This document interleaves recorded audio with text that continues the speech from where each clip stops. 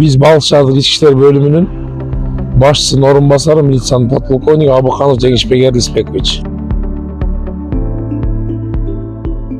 Саламатсызбы, мен Идирисова Динай, Балыкчы жамааттык медиа борборунун кабарчысы. Бул 16 күндүк зордук зомбулукка каршымын деген акция ар бир школдо, ар бир жерде өтүп атат.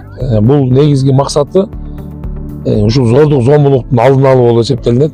Азырда биз ушул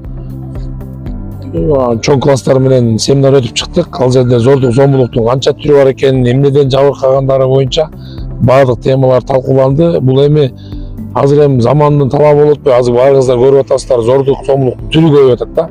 Анан зордук зомбулук канчалык биз иш алып барган сайын бир азайган түрү жок да. Ошон үчүн биз баягы жеринде түшүндүрүү иштерин бир флешмоб, жөө жүрүш, сабактарды күчөтүү иретинде бир жакшы иштерди алып барып атабыз. Акциянын алкагында Балыкчы шаарында кандай иш-чаралар өтүп жатат?